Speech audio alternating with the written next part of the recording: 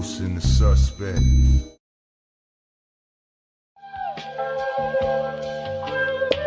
The usual suspect. Look, US6 where the real ones politic at.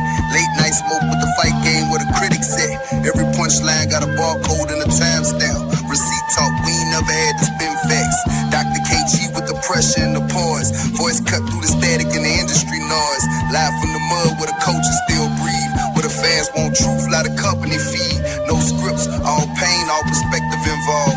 We seen puppets get promoted while the real get ignored. So we built our own table out the blood and the scars.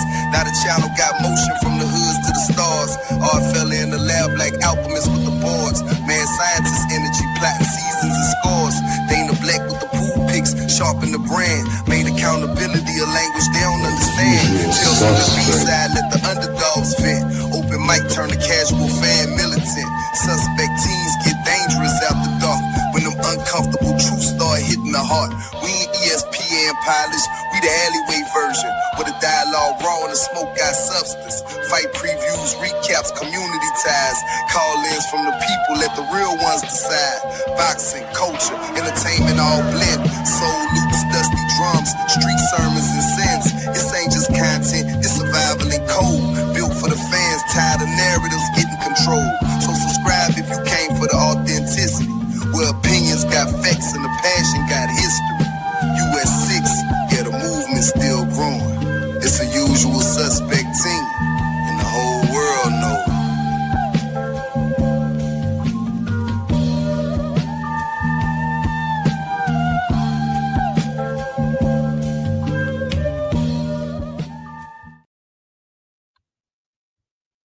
Man, we are back. We are back. Welcome. Welcome. This is the US6 Sports and Entertainment Hub. Open mic. The lounge is officially open. I'm your boy KG. And to my left or to your right or your left, you know what I'm saying, it's my damn homeboy, your favorite yet your most hated. Jay Steele's the eye fella. What's up with you, man? What to do, what you saying, what a guan.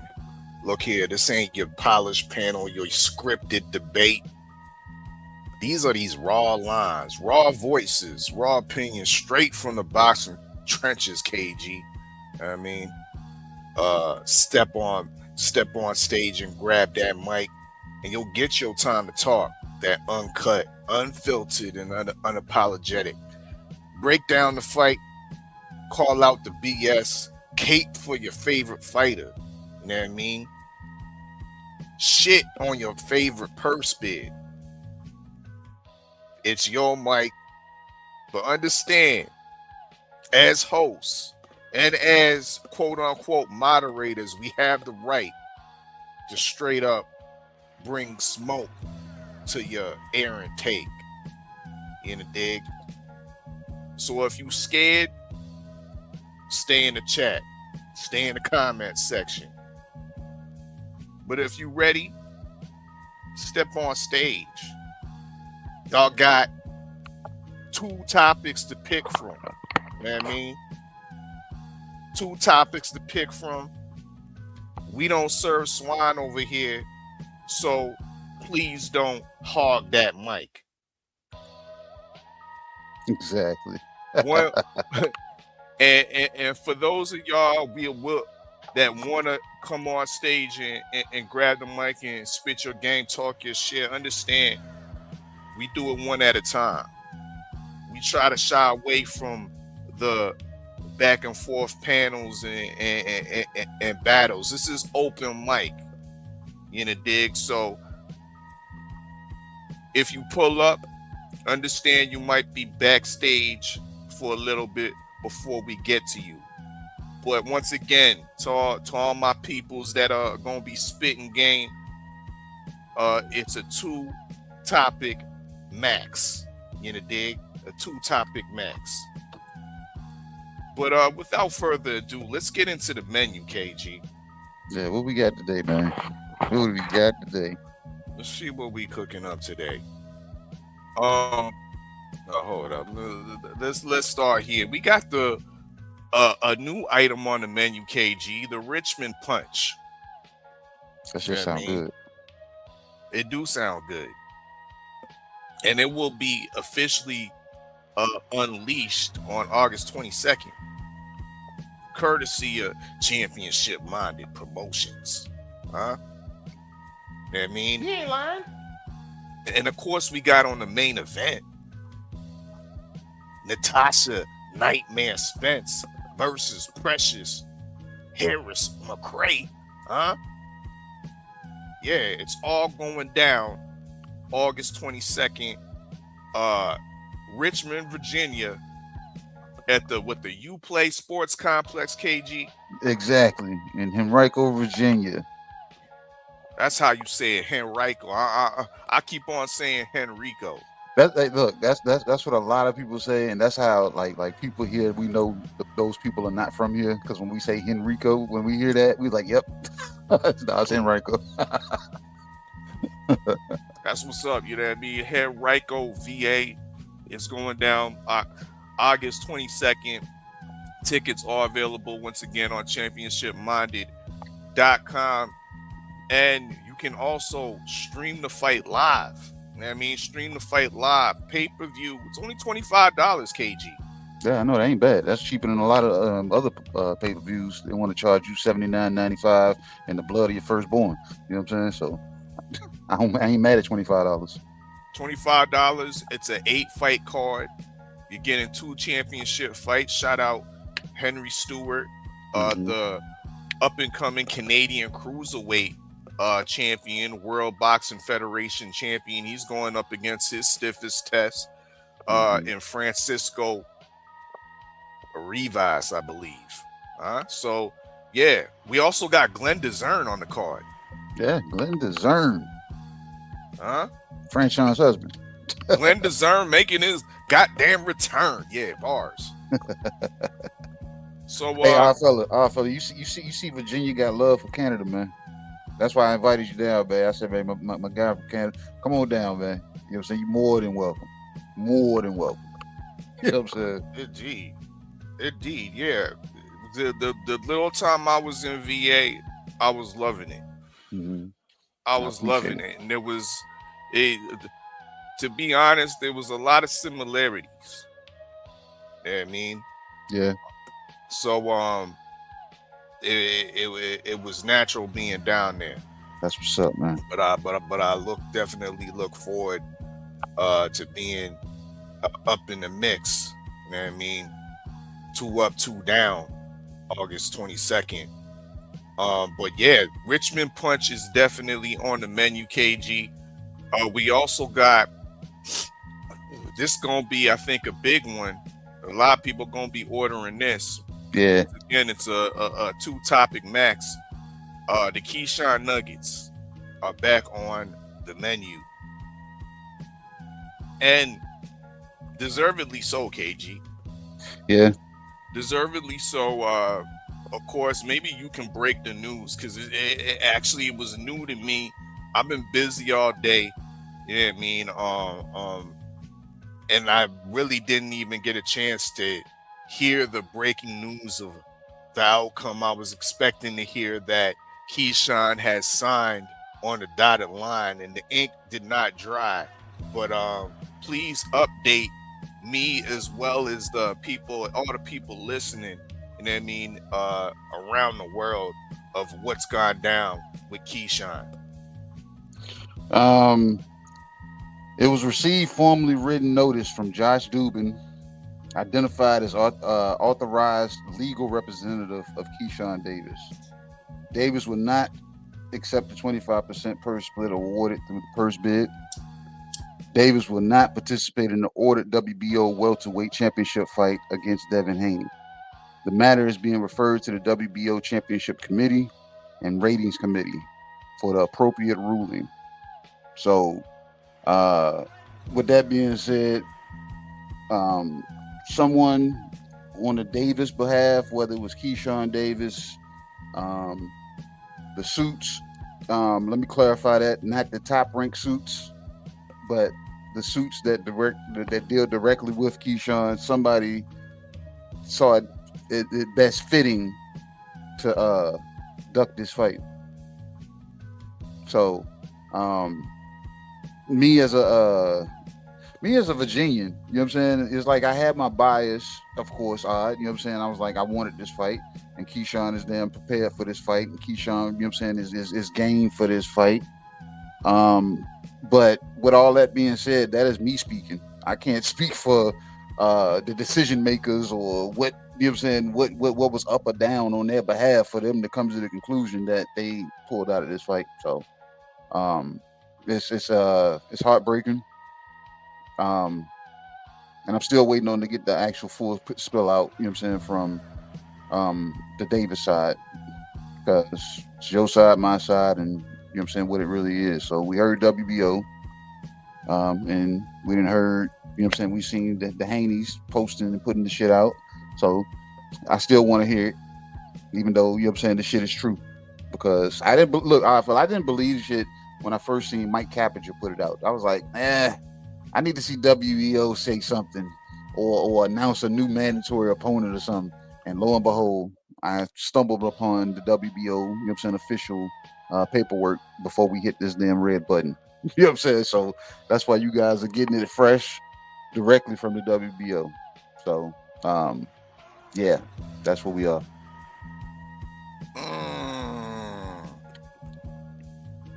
Before we go any further, I think Keyshawn and Team Keyshawn must atone. Shame. Shame. Shame. Shame. Yeah, we gonna let that play out. My take coming soon, people. Let's continue on with this menu, KG. We also have the Jollof Joshua. Huh?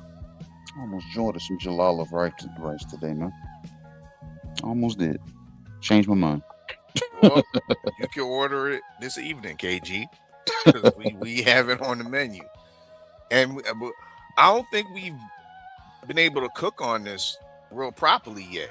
I haven't really cooked. I haven't cooked on old Joshua. Nah, but we haven't. Old Joshua is definitely looking like some jollof, looking like some food at the least. Oh yeah. To a whole bunch of I ain't never seen so many Albanian heavyweights making campaigns to fight Anthony Joshua right now. I can beat him. I can beat him. They're making full out Instagram campaigns. So I'm next.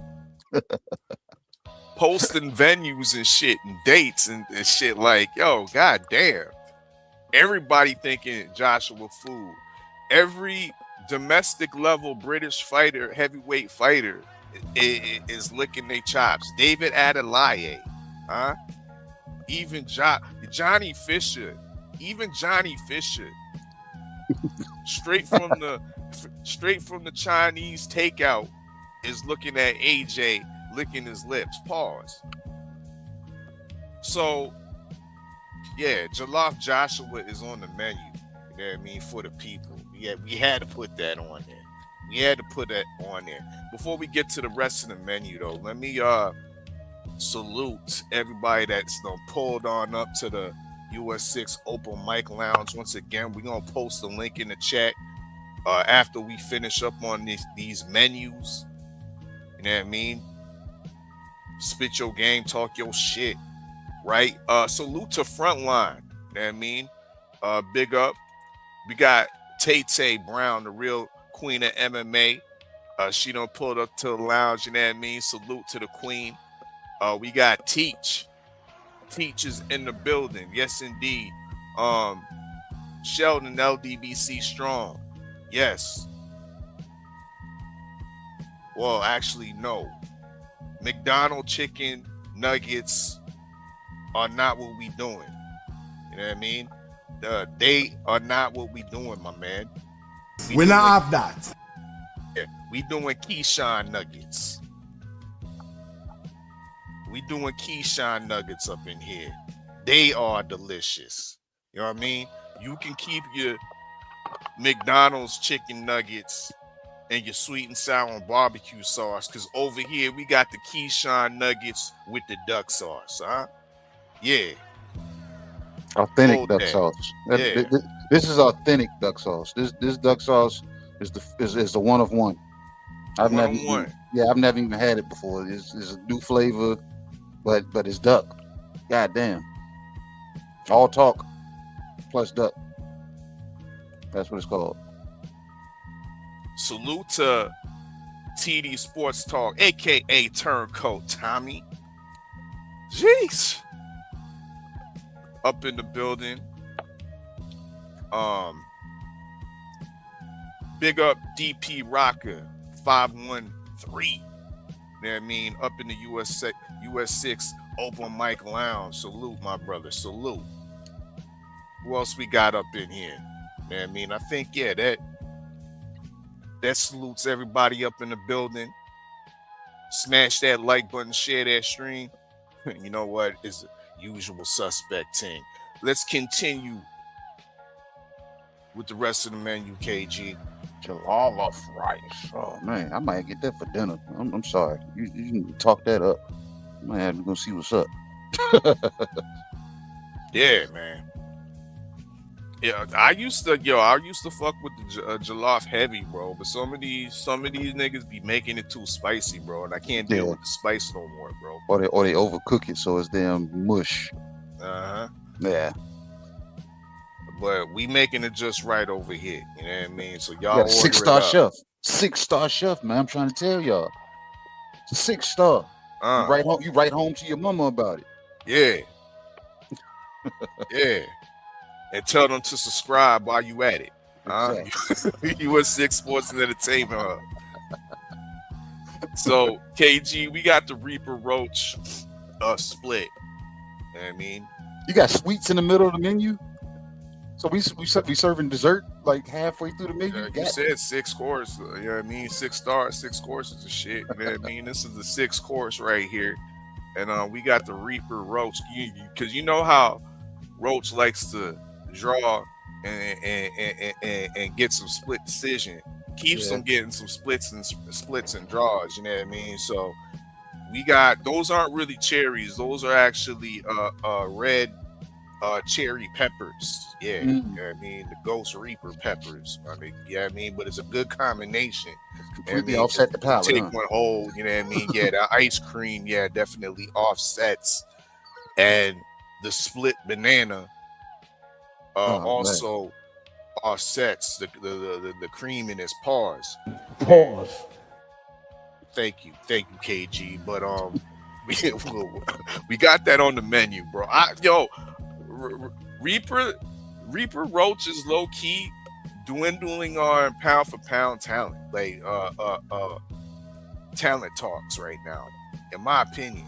Because one, I think he beat Tank Davis. You know what I mean? He should be the WBA 135 champion right now. Went up in weight, beat Pitbull Cruz in my mind, but on paper he got a draw. You know what I mean? So he low-key dared to be great.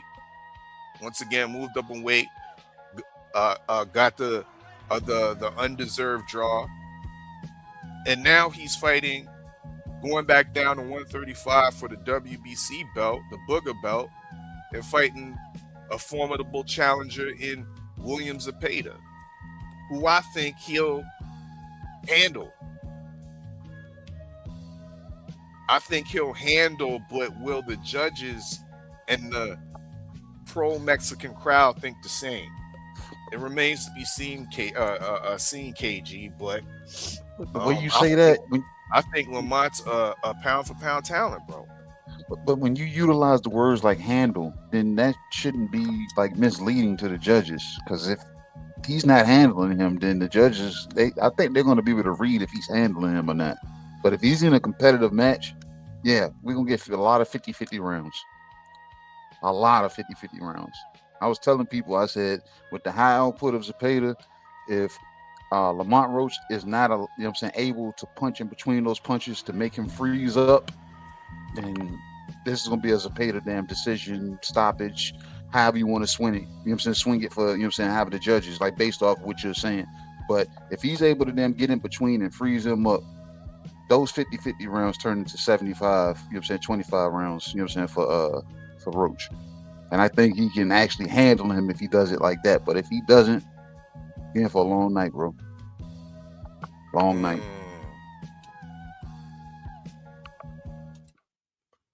Also within the Reaper split, those candies right there are actually little bullets. Yeah. They the bullets from Quick Draw. Oh man, he dropping Quick Draw tails. Randall. Bang, bang. tails. Bang bang. Yeah. Going down on the undercard, y'all. Once again, this is live on the Zone tomorrow night. It's a decent card, KG. Ray Murataya is in action against the perennial title challenger Robson Conceição, aka Pharaoh Williams, aka shake my manager's hand because he keep getting me title fights. You know what I'm saying? I want to shake that man's hand, goddamn it. I want, hey, how do you do it? How do you do it? Right. Or get him for Keyshawn. I mean, and maybe we might get a fight. Also, once again, also on that undercard will be featured our boy Quentin Quick Draw Randall facing a dangerous test, KG. In my estimation, Raul Curiel, rising contender, on the precipice, definitely on the precipice of a title shot. Undefeated. I believe his only draw came up against, was it Alexis Roca? He might have drew with, but it was one of those terrible decisions type of situations. But yeah, Raul Curiel can fight. So the Quick Draw's in there with a dangerous assignment, but his activity is what? He's fought now 3 times in the last 3 to 4 months. Clean fighter. Will be featured tomorrow, you know what I mean? So yeah, we all in support of Quick Draw Randall. You know what I mean? Cleaning up old Raul Curiel. So yeah, if y'all want to talk about this fighter, big up Texas, you know what I mean? All my Texas people, yeah, pull on up, you know what I mean? Grab the mic and start the caping, start the campaigning for our guy Quick Draw that's fighting tomorrow against Raul Curiel. Hey, is Quick Draw, you know what I'm saying, Quentin Randall becoming the standard of how active a fighter should be? Is this his 4th fight this year? Yes. 3rd fight. You see what I'm saying? Is he you know what I'm saying? And then he's doing triple duty. Well, quadruple duty. The man is fighting often. He's a co-host of the Agnew podcast. The man put work. He puts work in on his own time, and then me watching this story, he's an avid, active, inclusive father. You know what I'm saying? So is Quentin Randall damn rewriting the standard of what an active fighter should look like? He must get saluted. Yeah. As well as on the I must reiterate, off of everything you just said, on top of that, he's a clean fighter. And a clean fighter. So, yeah, he's definitely setting some high standards and setting the bar of the way fighters should look and act like. Let's hope this translates into major success into the washing of Raul Curiel, because this is a tough assignment, KG. Raul came in overweight, so I don't know. You know what I'm saying? If he shrinks himself down more, he might then be weight drained tomorrow. So who knows? You know what I'm saying? He came in over today. Do we have any breaking news on that? With you on the weights? What's going on? From what I understood, he came in like 1.2 pounds over, and he had to pay 147. Yeah, so he had to pay.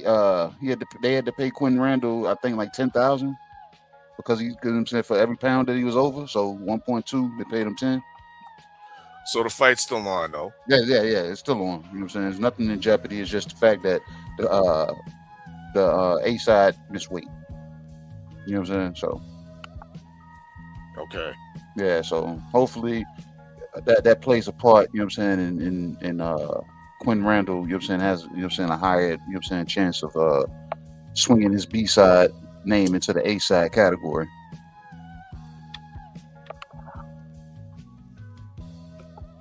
KG, we also got the promotional platter.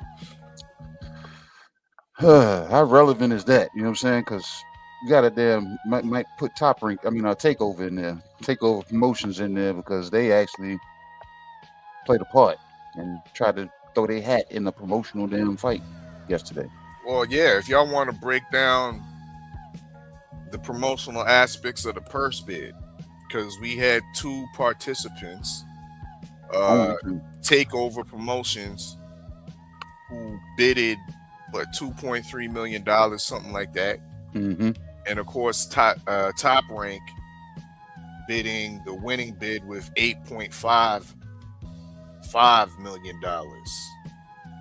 Where was the big promoters in this situation is interesting to me. And another question that still lingers in the back of my mind is, where was the DHP bid? I was wondering that too. Now, I did hear Bill answer that question to a certain degree, but I wasn't really satisfied with the answer, KG. Are you ever? Sometimes I admit satisfaction, but this still there's still, to me, there's questions still to be answered in this regard. But it ultimately, it's irrelevant because your boy done ducked. Yeah, so it's neither here nor there. But it is on the platter for y'all to nibble on if y'all want to talk about any of these promotional companies out there. Zuffa, even at that, though. Of course, there was news that the Muhammad Ali Revival Act will be pushed through by next July. They said they're gonna rename it or something. I think that's the one win that Nico Ali is really standing on. That they're gonna change the actual. You don't want to say Muhammad Ali. Yeah, but I'm like, but bro, when I was hearing these conversations with Nico, bro, I'm hearing him, and when Zuffa invited him to that platform, I'm listening to him. I'm like, he can't keep up with this conversation. I'm like, this guy's pretty much giving him details, and Nico is like inserting. He's not really, you know what I'm saying, like providing any substance to the conversation. And then I heard him, he was doing a video interview with somebody, and they were asking him, you know what I'm saying, similar questions and asking him if he was getting anything resolved, anything. And it's like he can't keep up. It's like he's not providing real substance. You know, when, you know what I'm saying, somebody that says there's like ears to the, you know what I'm saying, ears to the ground, boots on the ground, when it comes to a situation like this, you're going to these Congress meetings, you're being in the present when these conversations are being held. What are you bringing out of there, nigga? You need to be taking a tape recorder or something so you can actually then bring substance with you, because it's like, I don't think it's all completely sticking, because he comes out and he can't keep up with these conversations when you're supposed to be like the lone damn advocate of trying to damn get this changed. So I'm lost when I hear Nico speaks on this situation. I think he's the wrong representation. Just because you got the Ali name doesn't mean you should be trying to step up and get something changed when you don't hold a candle in these rooms. You just say my grandfather. All facts. all the representatives of the old guard have been useless, in my opinion. Mm-hmm. A useless representation of holding on to the old tradition. You got, once again, Nico, based off of the holding on to the name. And then you have Oscar De La Hoya, that's done a piss poor job of representing his side. Mm-hmm. You know what I mean? So, once again, that is on the platter, y'all. We also got the Zone Cow Zone. If y'all want to order up that, the Zone's been definitely putting out some good product, boxing product out there lately. I also heard on a tangent, the Zone now will be having NBA basketball What? next season, so that definitely might help with subscribership and retention. So this the Zone Cow Zone now with T.O. and Debo. We know for a fact that T.O. is an ingredient. Has the Zone like made it clear that the Debo ingredient was, you know what I'm saying, added? They have not, KG. You haven't seen anything on that? Because I haven't. No, they actually they have not, but I'm hearing the announcement is incoming. Incoming? Where'd you hear that from? The Zone. The Zone said that? They said his name, or they just said we got a big deal, big breaking news? They implied that they have a big announcement. Okay. So put two and two together. But I think they was possibly delaying the announcement for the solidification of this fight, to package that as well. See what I'm saying, KG? Uh-huh. You announced the Zone. You announced that DHP is now directly aligned with the Zone, and with that, you announced the next fight, which should have been Keyshawn Davis. That's why I think the holdup was. Yeah. Yeah. But so why was everybody else, like, you see how, you know what I'm saying, the news came out today and everybody got ahead of it, right? And it was saying Keyshawn ducked, and shortly after came out to be true. But the Zone has not made a formal announcement on its own official channels confirming Devin Haney's multi-fight signing.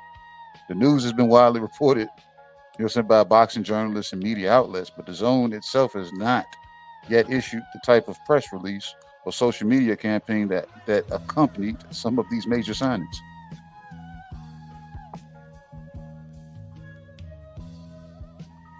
Once again, KG. Just saying. Incoming. Incoming? Incoming. What's taking so long? Because I had to wait. Look, I had to wait 20 fucking days for a negotiation to find out that motherfuckers was not negotiating. Then I sat back and waited, and then went to purse bid, and I was like, okay, it's on the purse bid. I'm like, okay, it's going to purse bid. Then we get all the way down to 72 hours later into this damn purse bid, and not even 24 hours into, you know what I'm saying, the letting the WBO know, or the recognition of letting people know that I'm willing to take a fight. And you know what I'm saying? And then we find out that the people are pulling out. You see how fast that transpired? You know what I'm saying? But if you're saying you signed a big deal, the numbers are too damn big for not the world, let alone somebody from the Zone, to damn let that shit slip out the cracks and say, hey, 100 million and one, or it's 150. You see what I'm saying? Like, I'm just saying, the money is too big for it not to be spilled out, because everything else seems to leak out. I gotta pick myself. got you, homie. Listen. In this case, we're looking at with the purse bid and Top Rank's announcement of this fight.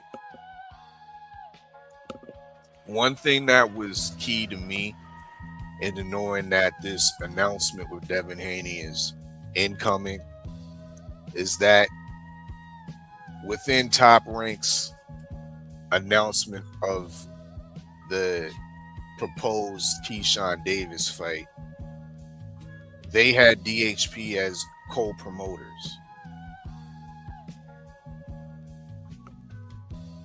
DHP, not the Zone? DHP. Okay, so they were gonna put some money up. So through having that as a co-promotion, that kind of tells me that the DHP DAZN deal is pretty much solidified. Why would you as Top Rank co-promote with an entity that don't have nothing backing them? Because they're a promotional company. You don't you don't share the promotion, though. You can put them out on the once again they're on the promotion, but you don't co-promote with them. Hey, your name going to flyer? You know what I'm saying? I'm going in this room and I'm leaving with something. So, co-promotion or no promotion, DHP all the way. That's how that functions. That's how that functions. Bill is able to talk his way in the rooms. Yeah. Co-promotion, in conjunction, in collaboration, all of that. You know what I'm saying? Play a part in all that. I'm getting paid.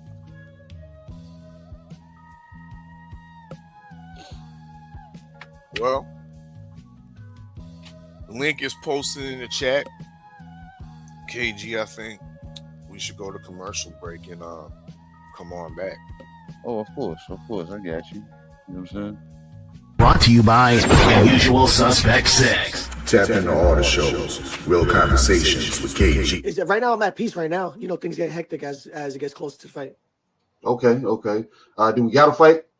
Yeah, I fight April 10th at the Prudential Center. Bullshitting on the Beltway with Supreme Beast Boxing And now Talk. the co is the main event. So that's the way I look at it. That's my philosophy. Trill Thursdays and Usual Suspect Sundays with hard I'm hitting talking about it's stories. really just about stacking this money, man. Getting on these singles, staying positive, you know what I'm saying, and putting it in their face by any means. Tales from the B-side with KG and TD. Needed to fill out additional paperwork to clarify. Yes, we did.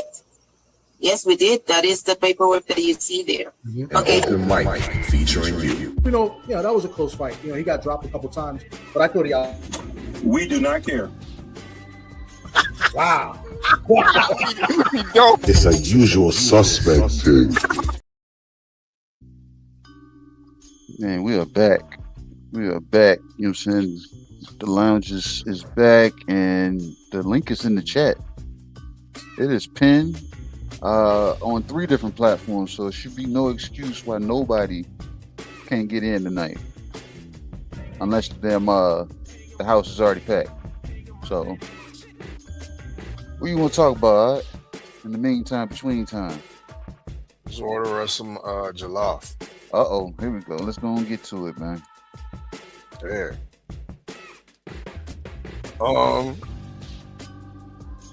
There's a lot of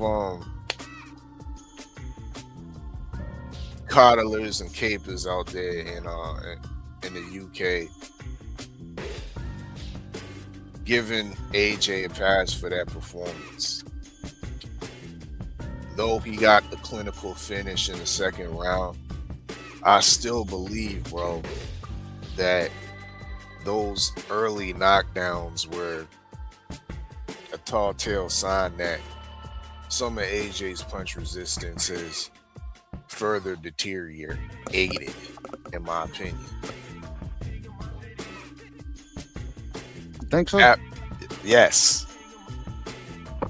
Or does damn Christian Pringle just hit that hard? With a small little uppercut that wasn't even full torque, putting AJ down and having him shooken for the rest of the round. I don't know, bro. I need to see Prang in there with some other stiff competition before we can absolutely rate Pranga as a power puncher. Okay. And at that, the question remains is why didn't he finish the job in the second round? Poor instructions from his trainers telling them to hold back and see what we got. I hope that's not the instruction, bro. I really thinking do. that it was a foregone conclusion that the right hand was going to land again. I hope that's not it. I hope that's not it. Leaving the windows wide open for what we can say is conspiracies at this point of whispers being made to the corner by Big Turk. Nigga, pull back, and I got $1 million for you.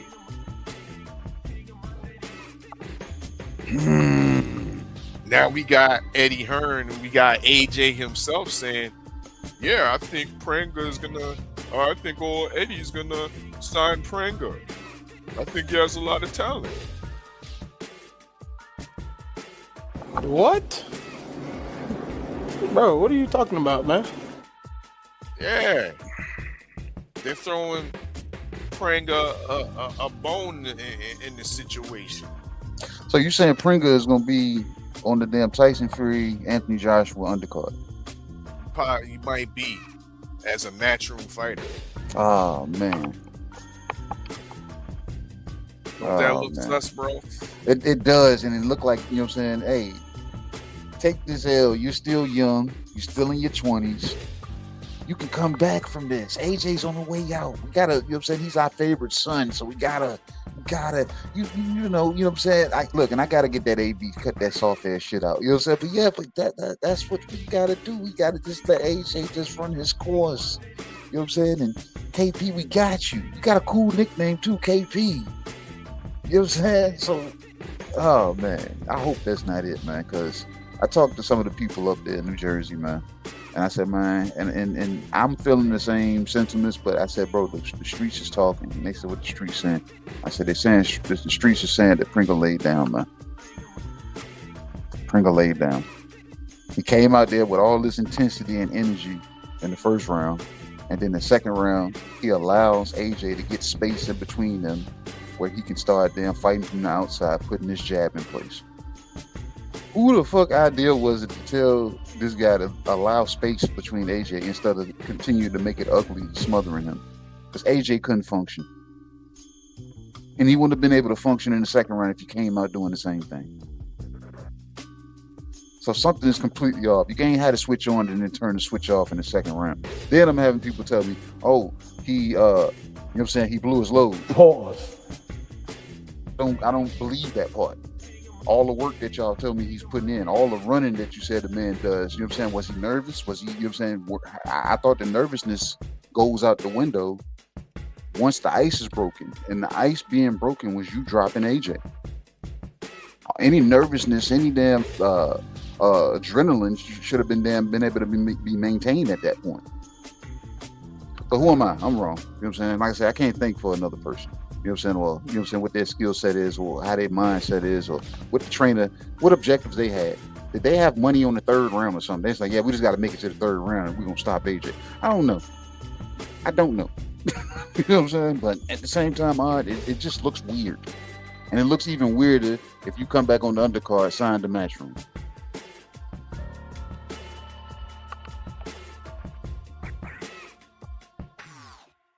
How do you see that fight against Fury? Against AJ? Yeah. AJ can't play the outside game with Fury the way he was able to do with the lack there of skills out of Pringle. Fury is taller, has longer reach, and he's content staying on the outside. AJ has never ever been known for being, you know what I'm saying, a good inside fighter. You know what I'm saying? He's mid range, mid to, you know what I'm saying, outside range fighter. I got early prediction, man. I got Tyson Fury boxing his ears off. And if he's able to get hit the way he was getting hit against Pringle, Fury is going to be landing more accurate punches. And if it comes to that point, I think Fury will chase for a damn stoppage. Because, like you said, his recovery and his recuperative powers has gone on a further decline. And Fury is not known as a puncher, but he can put those punches together and send traumatic shock through you that you can question if you want to get back up again, especially with somebody with the reputation of the AJ bot. Looks good until it starts to malfunction. I got Tyson Fury winning this fight, man. You know what I'm saying? Whether by unanimous decision or he's gonna get a stoppage out of AJ because AJ is gonna quit. He it's like he has it in his system. That goofy smile, I'm not sold. Not sold.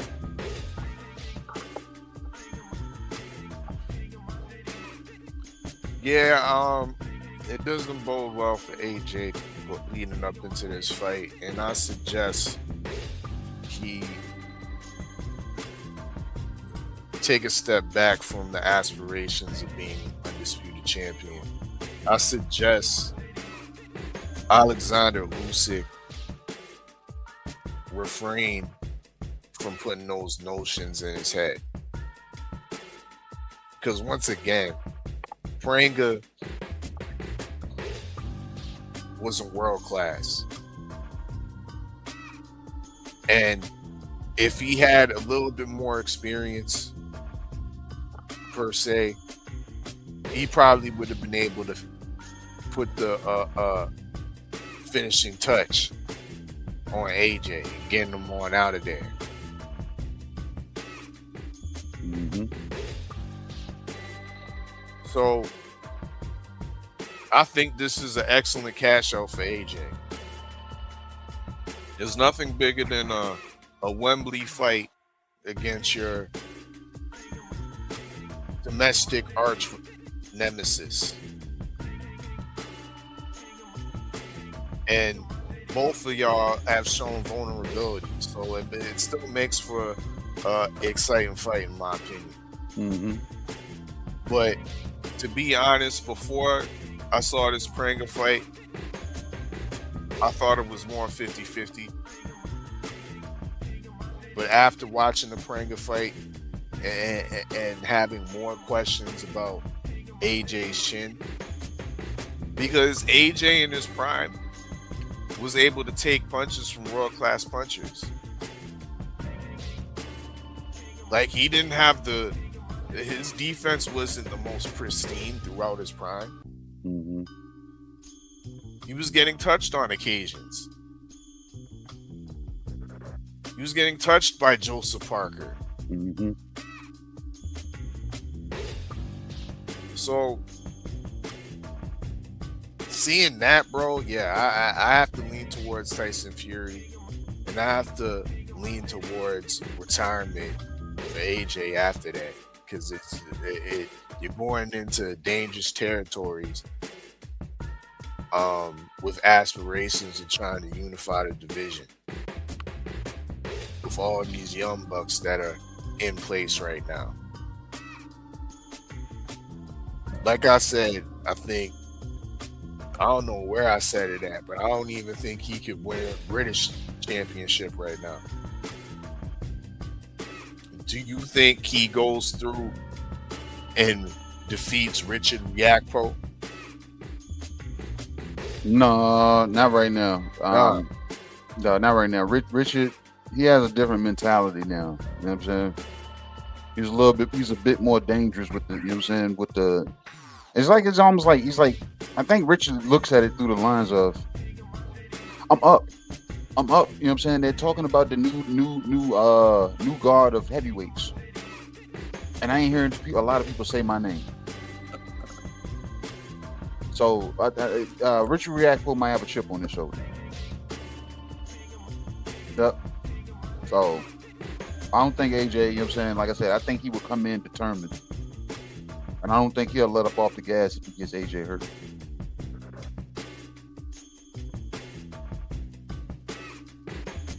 Jalof Joshua, food for the people, food for the heavyweight boxing landscape. Mm-hmm. And I'm kind of puzzled why Tyson Fury hasn't signed yet.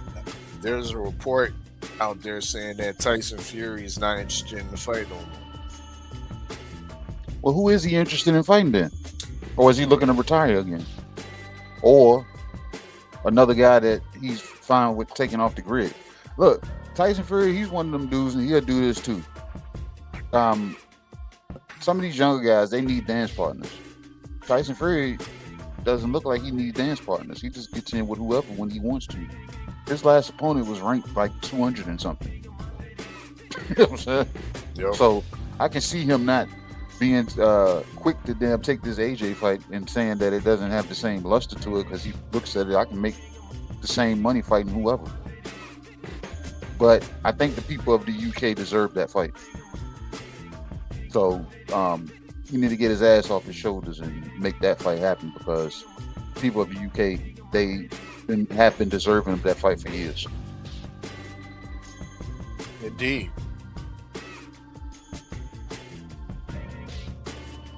Let's get into these order us up some Keyshawn nuggets right now, bro. Because really and truly, 2 fights ago, when Keyshawn destroyed Jermaine Ortiz, Mm-hmm. after he stopped Jermaine Ortiz, what did he do? He got on the mic and he called out who? Devin Haney. He gets the rematch in order to make a wrong right. Top Rank gets the Scope Arena. Mm-hmm. They go back to Norfolk, and he faces pretty boy Woo. What's his name? Nahir Albright. Nahir Albright, yeah. Cleans up Nahir Albright nicely. Decent crowd at the Scope Arena. Was it full? Yeah, it looked pretty good in there, man. You know what I'm saying? I was there, and like once the main event started, yeah, it won a bunch of smoke and mirrors. You know what I'm saying? It was a nice crowd in there. A nice crowd. Heavy viewership watching that fight as well. I would estimate. And what does he do after the fight? Who's he call out, KG? Calls out Devin Haney. Now, the WBO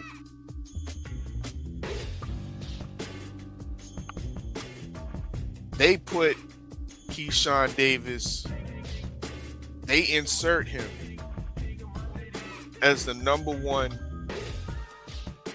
fighter at welterweight. Yeah, but why? They didn't just put him there. How did he get there? Tell the whole Right. story. How did he get there?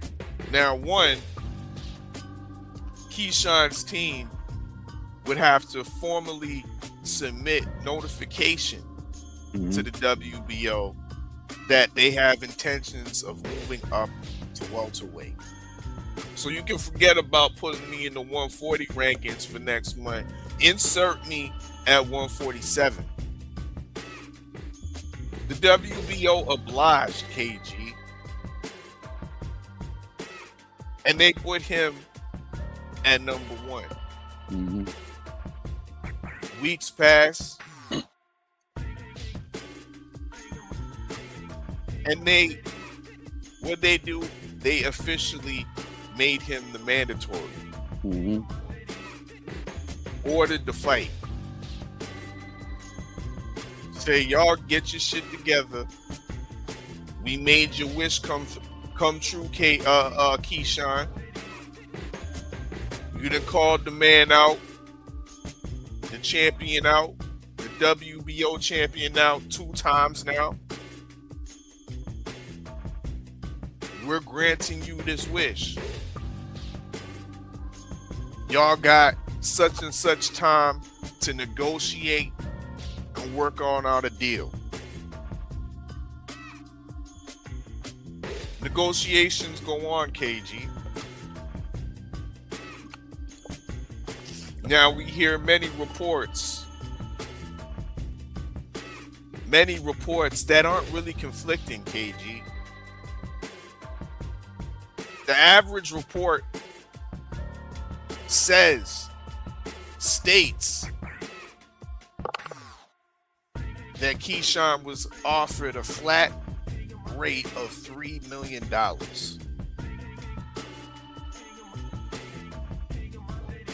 Double of anything that he got paid before. More than what would come to fruition if it went to purse bid. Keyshawn turned it down. Or can we say Keyshawn and Keyshawn's team? Maybe Keyshawn's team advised Keyshawn to turn it down.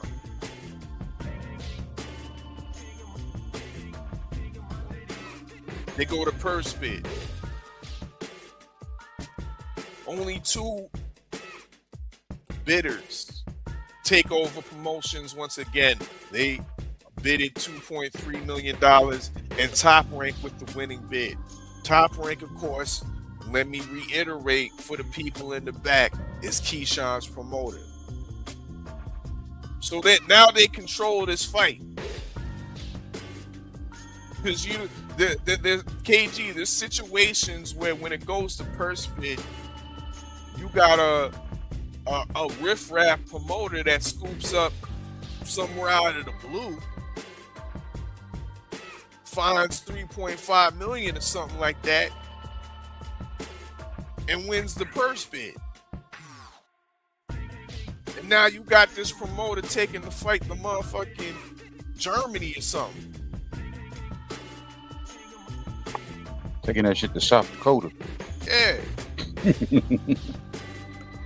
We going, we going to Winnipeg with this shit. Top Rank made sure of that. They're like, nah. That mean they started. They didn't even have a lower bid. They started at 8.5, my nigga. So they was willing to go higher than that if needs be.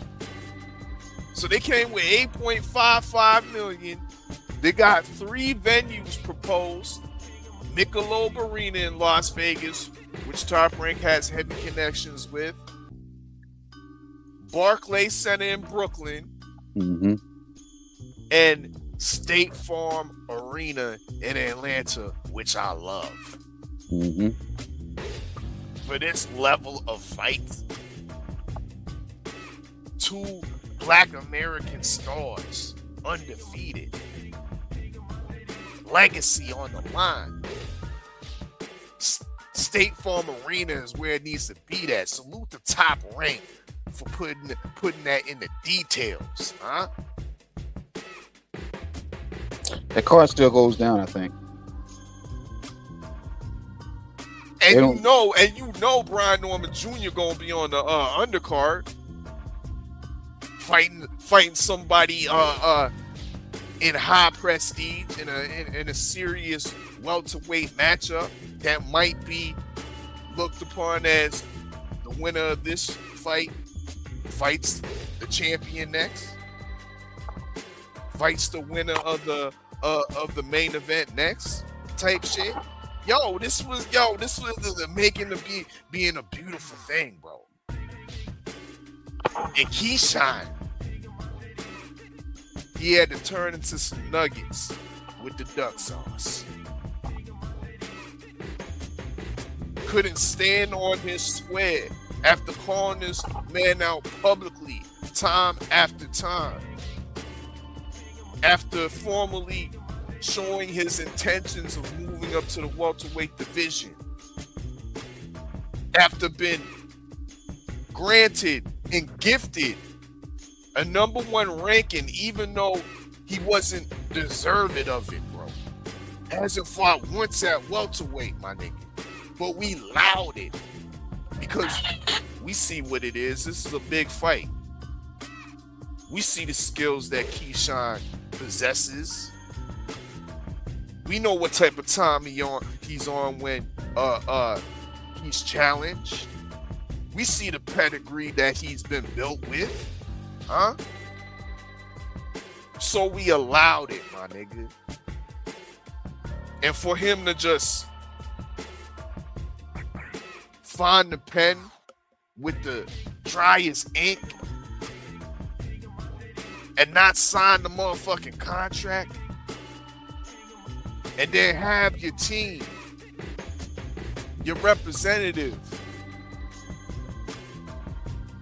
say you're officially pulling out of this fight is the one of the biggest ducks of modern time, KG. I'm sorry to say, bro. When I get into a relationship, I got 2 pet peeves, and I make them clear in any relationship. Don't lie to me. Don't make me look stupid in these streets. I don't think those are hard asses. You know what I'm saying? But at the same time, people still find a way to either lie to you or make you look silly in these streets. So that's why I stand on, you know what I'm saying, what I've always said. Let me know when the bell about to ring, man. That's when I really care. Because all these shenanigans, and that's why I don't tie myself into being a fan of these guys, you know what I'm saying? Because people get so wrapped up in their fandom that fighter is eventually going to let you down. Whether it's out of the ring because of some bullshit, or in the ring because he decides not to perform, or a guy just shows up better than him that night. So it's just, I'm a fan of boxing when boxing actually happens. This social media area, the microwave area, I say this over here, but don't believe me over here.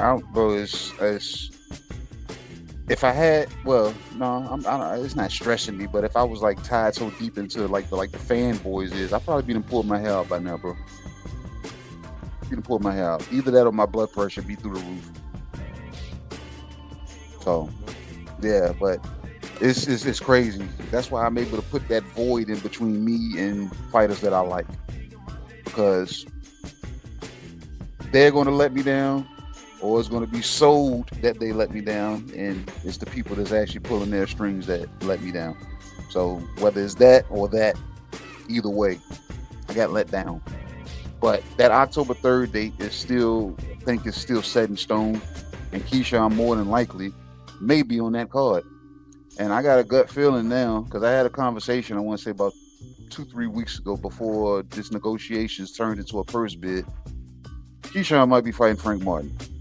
And I'm going to just say that now. So, who knows? But that October 3rd date is still set. We got our first guest on the mic. And pulled up to the stage. Yes, Mr. Thomas from the Bronx, TD Sports Talk, aka Tommy Turncoat. What it do? AKA Triple T Trash Talking Tom. Ooh. What is good? What is good, man? Ooh, you bringing trash in the lounge, bro? You bringing that trash in the spit your game, talk your shit, fam. Yo, but that's what I always do, and that's what people don't understand, and I'm here to have fun, talk boxing, and you got to talk, we talk our shit, whether we right or whether we wrong, whether we get proven right or proven wrong. You know what I'm saying? We got to, listen, when we in the fight pool, you know what I'm saying? We give out, we get crows, right? We got to eat crow every time we pick a loss. So, sometimes you got to eat crow when you get a talking point incorrect, or if you was wrong on your opinion. You know what I'm saying? So Speaking of which, we're gonna serve you up some croquettes, my brother. Yes, don't think we've forgotten. I mean, because you doing all these votes in the chat and shit. Huh? I mean, and you was highly interested in what the league was feeling about this purse bid. And as a resident Devin Targaryen hater, huh? You voted that this purse bid wouldn't go no higher than what, 2.5 million? Is that correct?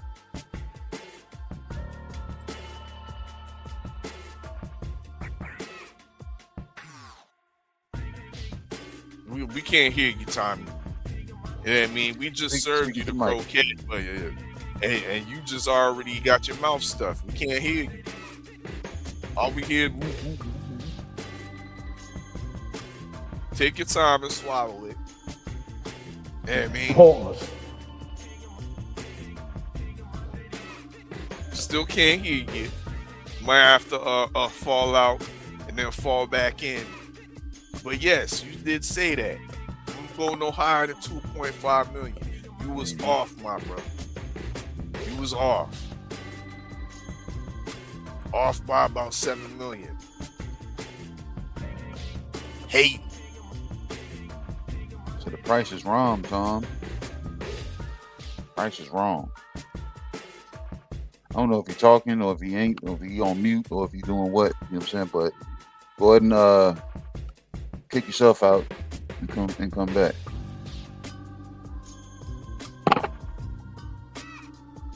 There you go. Yeah, man. But this, once again, it's looking like one of the biggest ducks in history. Yep. It's a duck with an acquired taste. Acquired taste. There go TD. Back. Oh. StreamYard acting up. It is. I had to restart my share earlier on.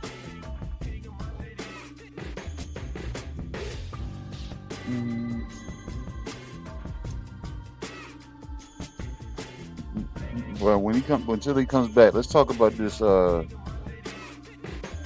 Reaper split. Can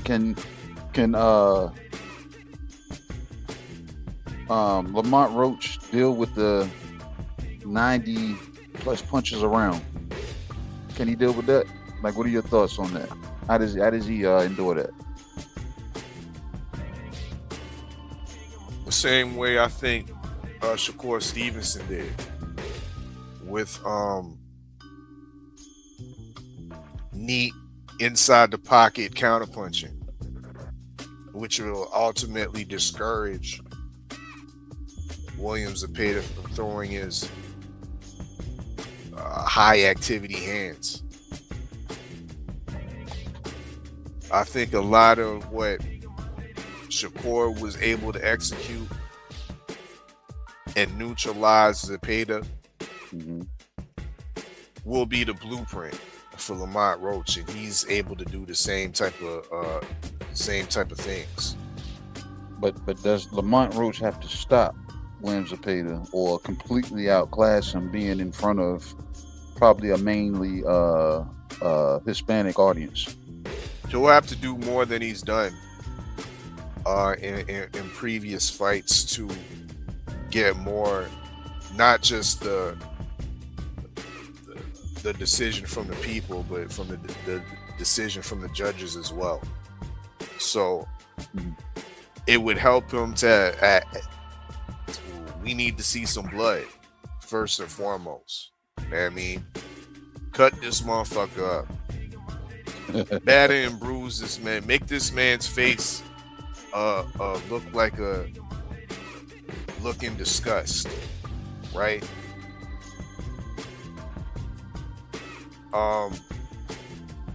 If we can actually get some knockdowns, if we can get some knockdowns from Lamont Roach on Zepeda, that will help and make it a more conclusive victory for him. We just don't know, like Zepeda. Go on mute, TD, because I'm getting some feedback and some echo. We don't know how bad that even that Zepeda loss from Shakur is affecting him. True. That was a whooping he took, a whooping and an embarrassment. Okay. So you saying the people gonna want blood? You know what I'm saying? Are they gonna want blood, like almost like in the sense of like what we got going on here? Is this bad blood? It damn sure turned into it. Yeah. Man, everybody we're gonna see more of it this Sunday. Yep, 4 p.m. Eastern Standard Time. Y'all come right back here. Right back here. Wherever you logged in at, you know what I'm saying, to get this information, this transmission, come back here, man, because if anybody's been following these two ladies, there may be bad blood brewing here. So y'all tap in, man. Come back Sunday. But we got Thomas back, man. You back, Thomas? Can you hear me now? Yes, most definitely. Oh, all right. Does it sound better? Yeah, crystal clear. You good, but before you go, yeah.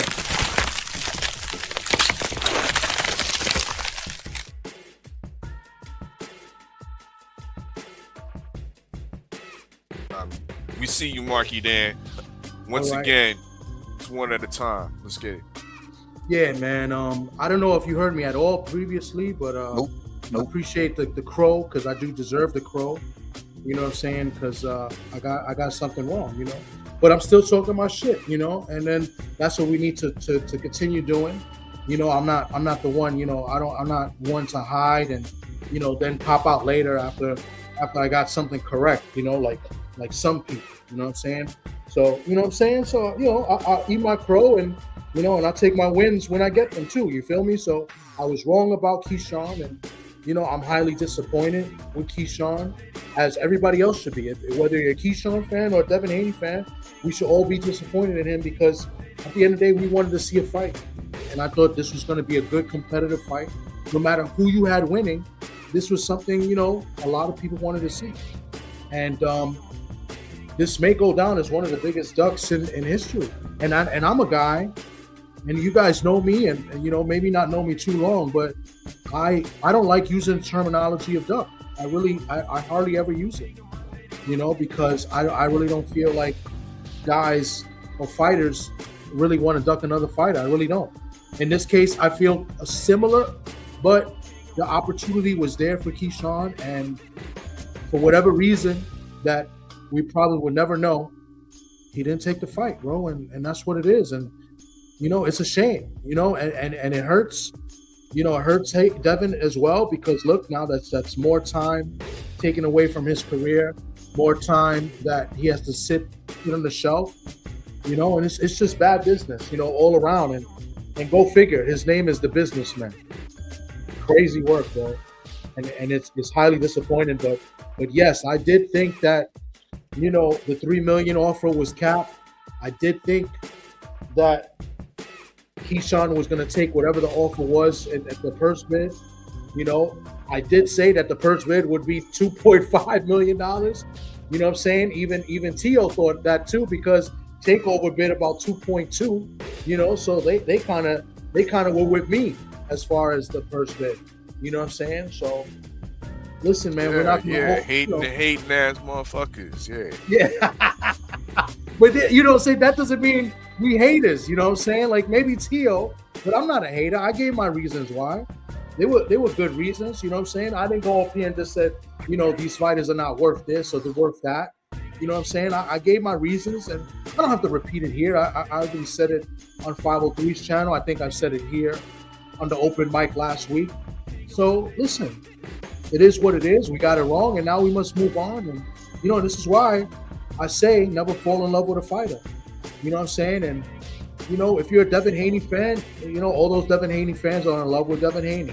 The core fan, all those fans are in love with Sugar. Eventually, a fighter's going to do something you're not going to like, and they're going to hurt your feelings. They're going to break your heart. You say, I don't wish that upon you. You know what I'm saying? But eventually, it's going to happen. I'm a Keyshawn Davis fan. Was, and this is why you don't fall in love with a fighter. You can support them, you could cheer for them, but don't put on a cape for them, because this is sometimes this is what happens.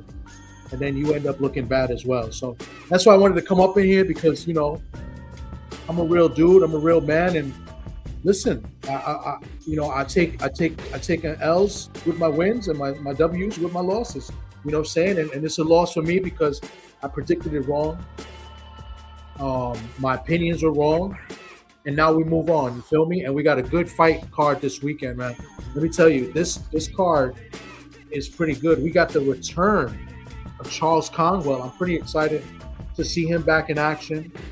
Mr. Plateau. Yeah, man, I'm excited to see him, man. He's been out for over a year, so this is a guy that a lot of people thought that he would be the super welterweight king at one point. Yeah, man, it's Mr. Plateau. Yeah. So listen, I'm excited to see him.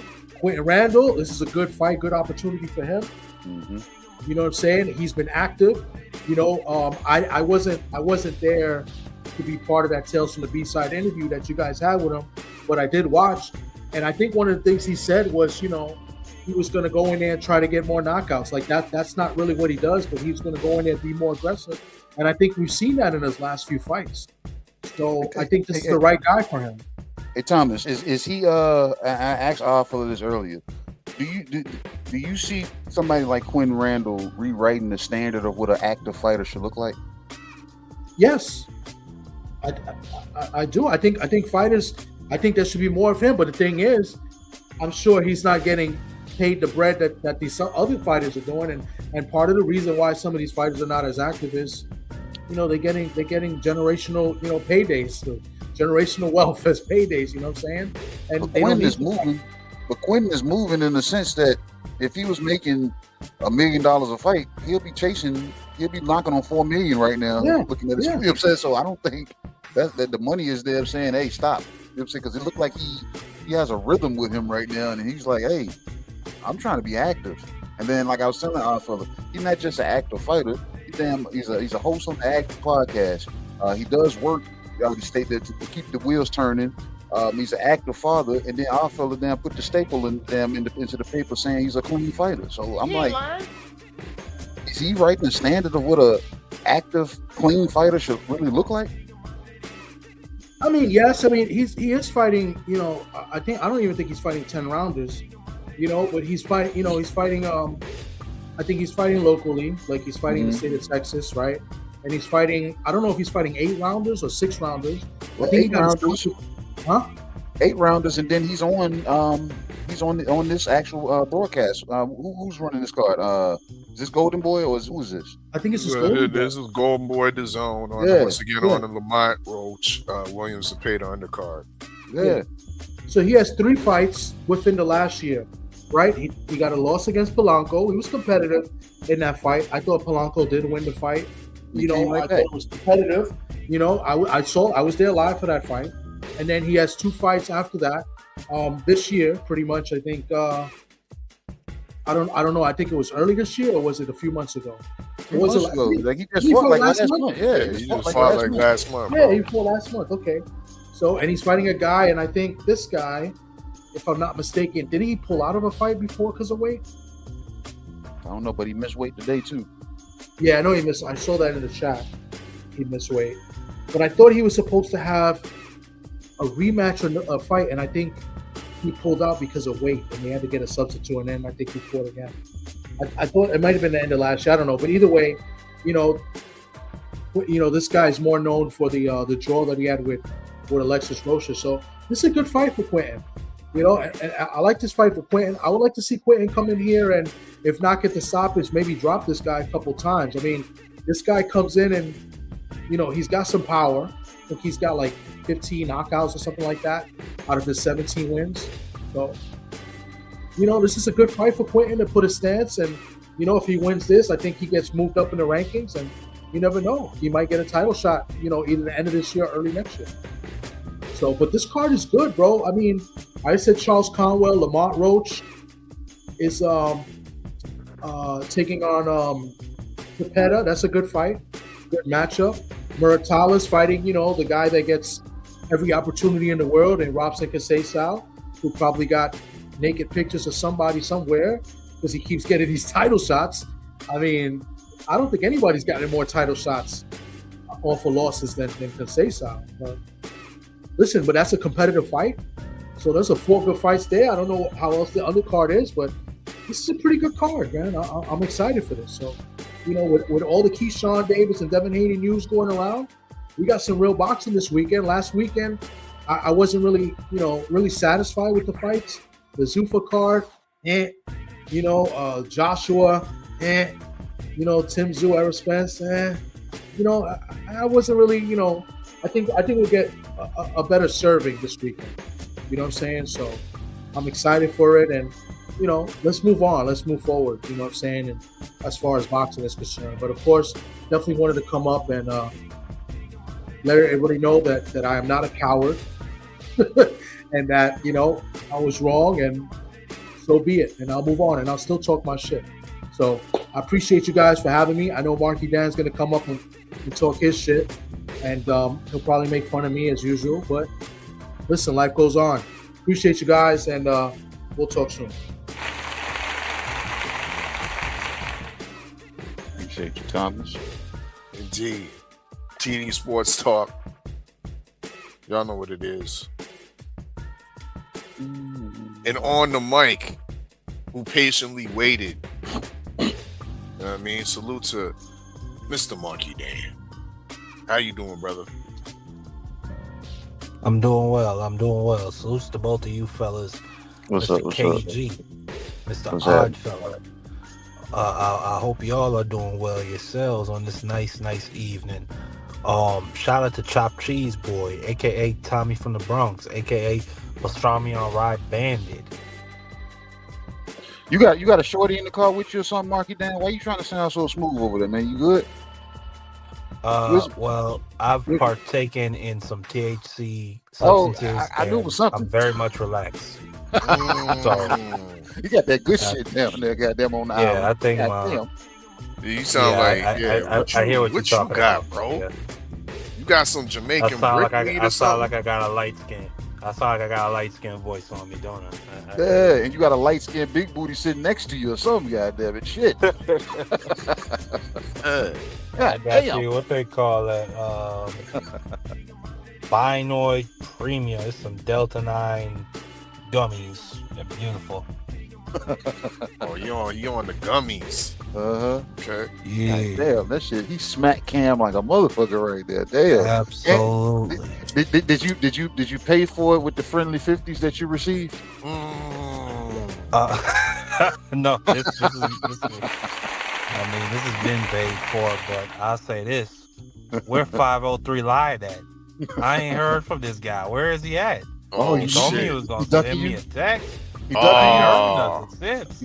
Oh, you had to come to I ain't two gonna of the say he ducking suspects me. for five, and you saying 5 ducking you? 503 ducking you? Oh my God. Okay, I ain't saying, man, ducking me, but shoot, I ain't say you ain't seeing heard like that from him. So. I ain't seeing like a rush to make payment. That's all I'll say about that. He might have withdrawn his request. I ain't trying to hear that. He might have withdrawn his request. You know what I'm saying? He ain't hear from his representative? Nah, I ain't hear nothing. I'm trying to find out how I get my friend. No, not friendly. It's an extra friendly 50. After all that shit, crap he was talking about. Man, Marky, you don't know what you're talking about. Earl Spence is different. Earl Spence would never lose to Tingz. Earl Spence is special.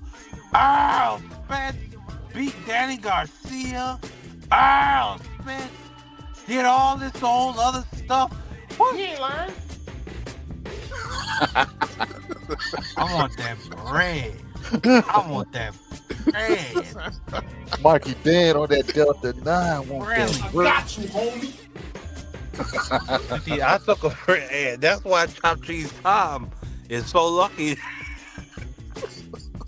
It's so lucky that y'all got a one person per mic rule. I'm coming on here to really put feet on that.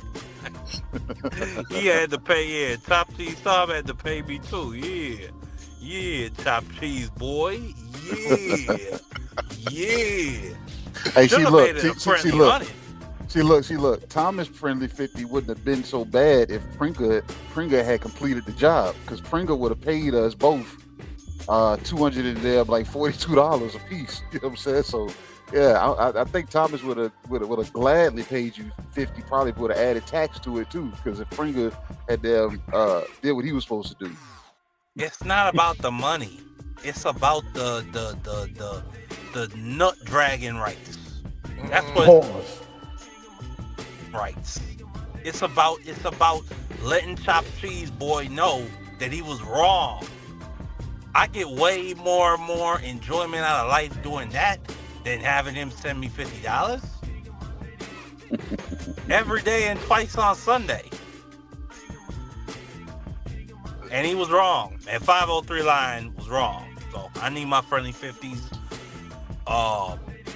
I've already collected 2 of them so far. I still got another 3 to collect.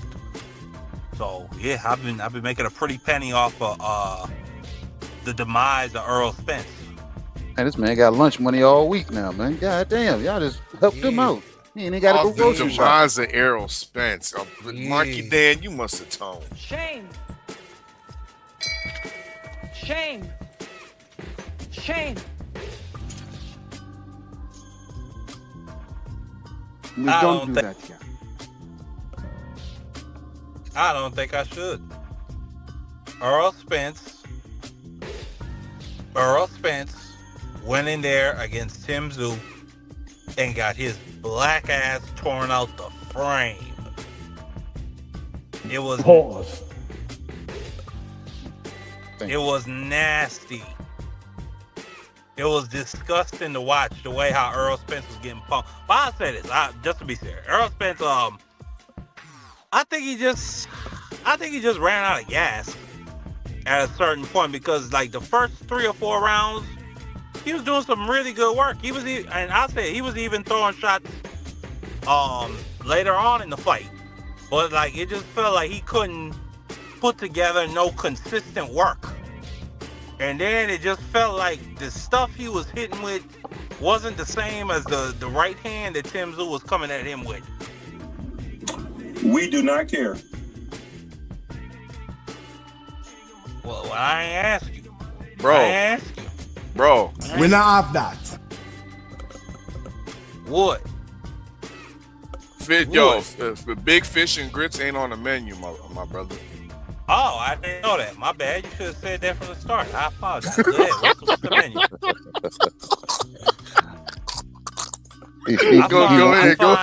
He won't hear for the menu. Yeah.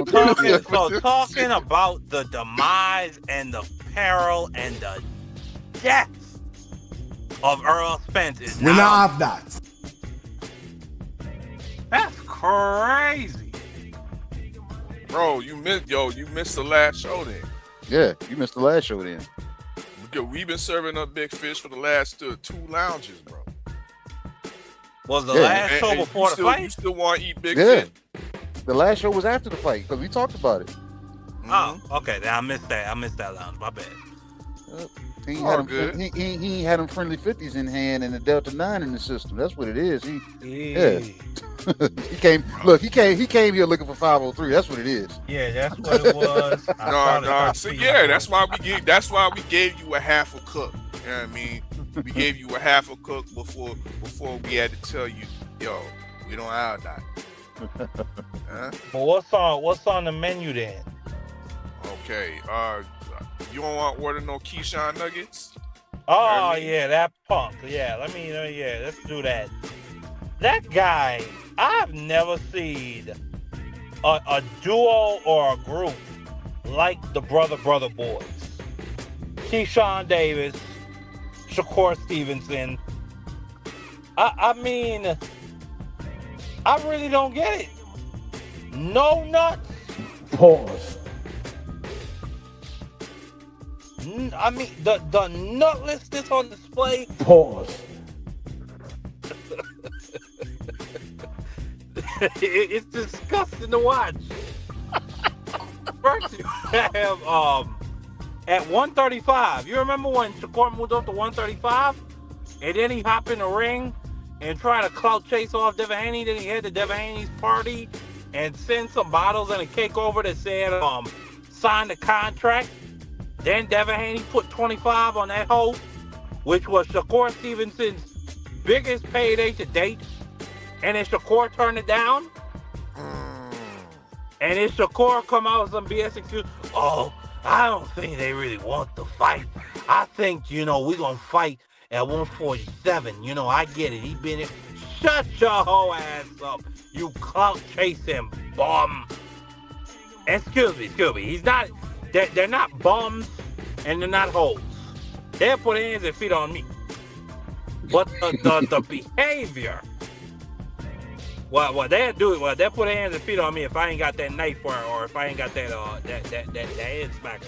But the behavior from these two men, like what Tommy said earlier, Keyshawn Davis's nickname is the businessman.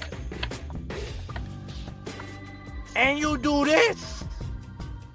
You do the BS against Dos Santos.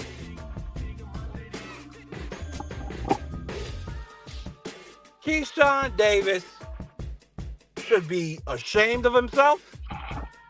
All the big talk about, I want to be like Hagler. Oh yeah, they're gonna talk about me like they talk about the legends. None of these dudes is on my level. I talked about with a Floyd. Shut your whole ass up, boy. You a punk. You a punk while we talking about these Floyd Mayweathers, these Sugar Ray Leonards. I don't understand the nutlessness. Pause. I don't understand the clout chasery. I like that clout chasery. Let's go. Get it. Chasery. Do you want the fight or do you not want the fight, boy? No? Then leave Devin Haney alone.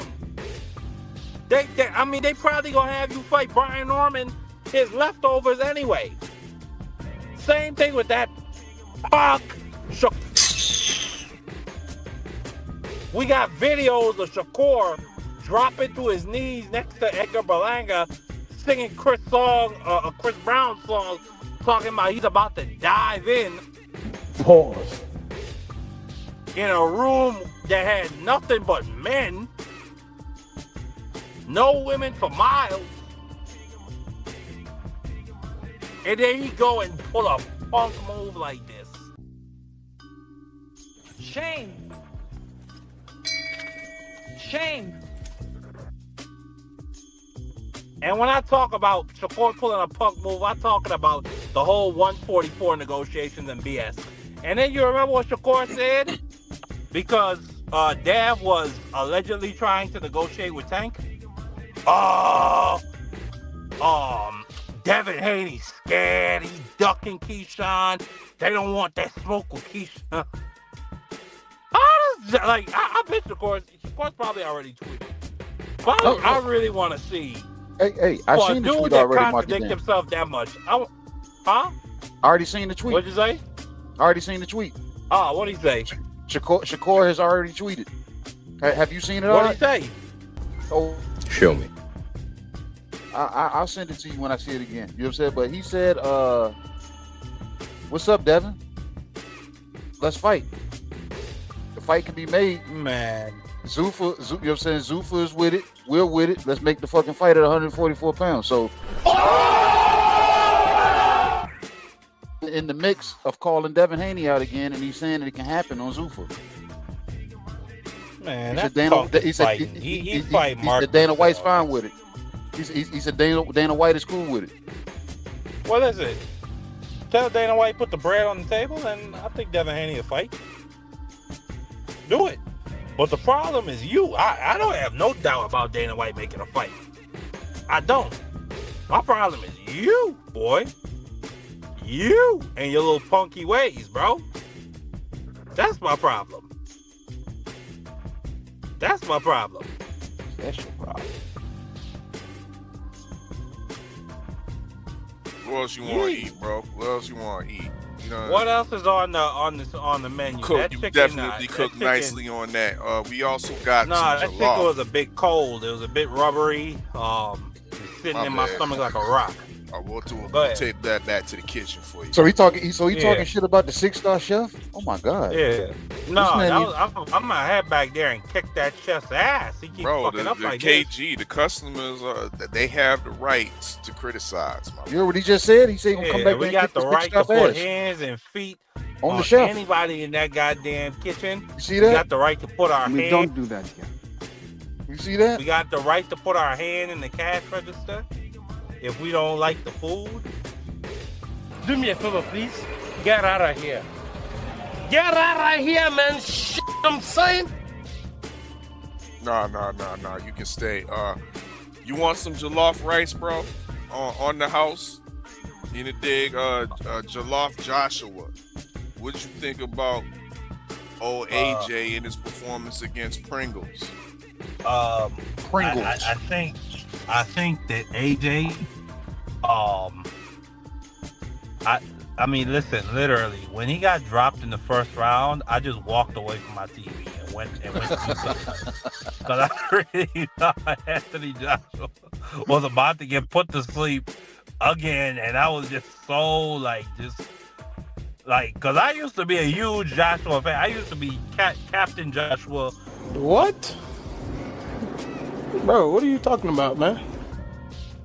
Hey, Marky Dan, can you say this? You were a fan of AJ because of his fundamental skills? No, I was a fan because he was knocking motherfuckers out. But I'm saying, he was fundamentally sound doing it. It wasn't like he was wild doing it. That's why I was a fan of AJ at one point in time. Because he was a fundamentally sound fighter that could punch. You know what I'm saying? So, all I knew was he was a big black man from the UK and he could put niggas. Like you fantasizing. Big black man. Whoa. You said that. Man.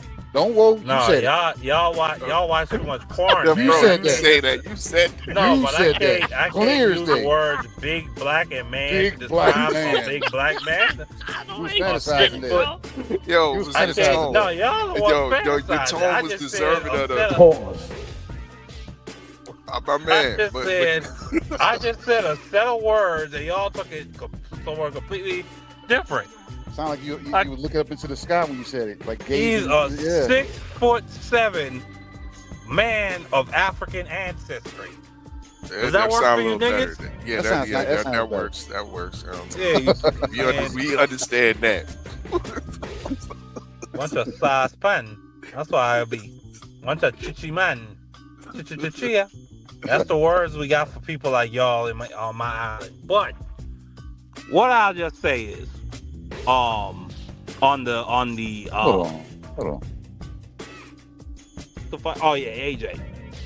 Anthony Joshua will absolutely get fucked up something nasty and something savage by Tyson Fury whenever they have that fight. I sincerely pray for Anthony Joshua's family. Because I don't know if he comes out the same in that fight. And he's took some beatings in his life, in his career. That one right there, the way how Tyson Fury will just pepper him to death and just torment him, I think it could really cause a mental break. So I hope he has good people surrounding him, loving on him. Because the way how he's about to get smacked to death, I wouldn't wish that type of punishment on any man.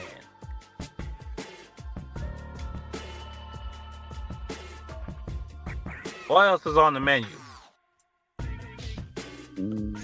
We'll give you one more because you VIP in the dig. We got the Roach Reaper split. Of course, the good fight, great fight between Lamont Roach and Williams Zepeda is on tomorrow. The Zone. Of course, the return of Charles Conwell fighting, I believe, Paul Kroll. And we got oh man, this is a bunch of Quick Draw Randall fighting Raul Curiel. So it's definitely a decent undercard. But what's your thoughts on Lamont Roach? So some bread, butter, and some lettuce. That's what else you got for me on this menu here. It's terrible, but no. I'm gonna be honest. It's a good fight. Lamont Roach, Williams Zepeda, interesting fight. I'm kind of favoring Williams Zepeda because Lamont Roach is so flat-footed. And Williams Zepeda is somebody that just pressures, and works and outworks. So I'm kind of wondering how is Lamont Roach going to be able to deal with that pressure through 12 rounds?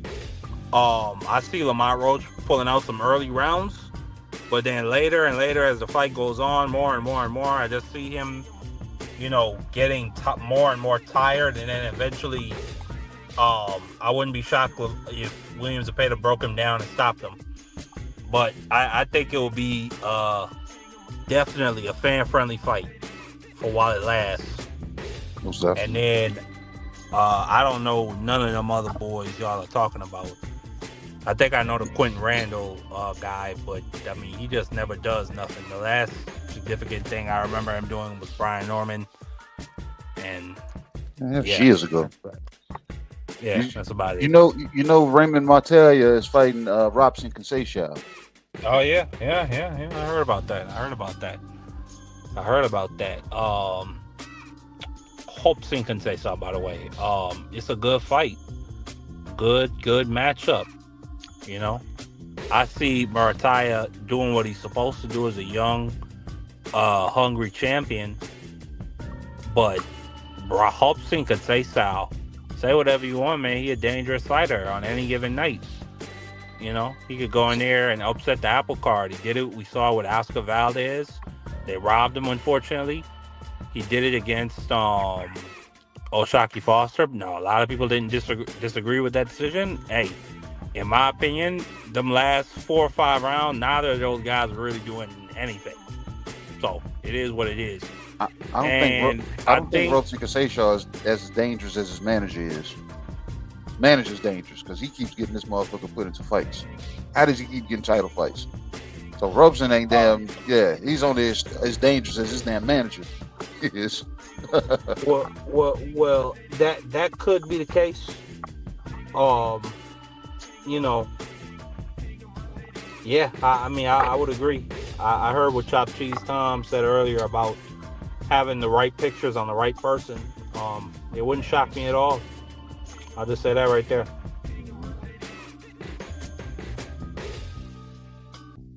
All right, so that's all you got for me. That's the last serving. Yeah, that's what you got. You know what I mean? Damn, boxing kind of bare bones, though. Kind of a little bare bones, man. This is pretty crazy. It's kind of a shame.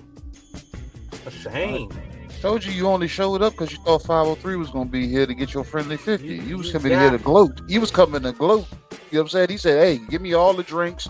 He probably would have been in here drinking Rips and Punch the whole time, all right? If that was the case. Till 503 line, I said, he's a decent brother. Just pay me my friendly 50. Matter of fact, you know what? Fuck that. Till 503 line, I said, I want all 50 of my extra friendly dollars in pennies. I want it all in little 1 cent. You want them sleeved or no? Or you want them loose? I want him. No, I want him. I want him. In them little what you call them shits that look like socks. They put them shits in. The little that's the sleeves you talking about. Yeah, put them all in them little sleeves. Then I want it mailed down to the United States Virgin Islands. Tell 503 Lion I said that specifically. That's how I want my bread. My extra friendly 50. But anyways, brothers, y'all continue to have a great show as y'all always do. Y'all continue to speak the good word on the good boxing. Y'all continue to speak out against dishonorable niggas, and backstabbers and not good people and people that don't pay bets and don't pay extra friendly bets. Y'all continue to be smooth, okay?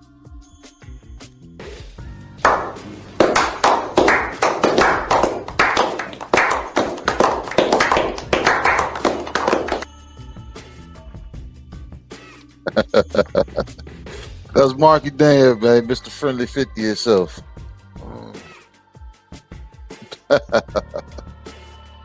Put out an APB on 503. Damn. Where you at, 5? Search party is gonna be sent out for you, man. They're gonna be like, where is he at? Why is he so? Look, Marky Dan is gonna turn into Bill Haney. He gonna say, hey, he's so silent. Why he so quiet? Where you at? Where you at? Yep, that's what's gonna happen. But it is what it is, man. You know what I'm saying? What you got, all right? You know what I'm saying? Because I don't see the people jumping for joy. Well, it's last call. Let me go get this ice out the tray. I'll be right back. I'm gonna move around a little bit. Oh man.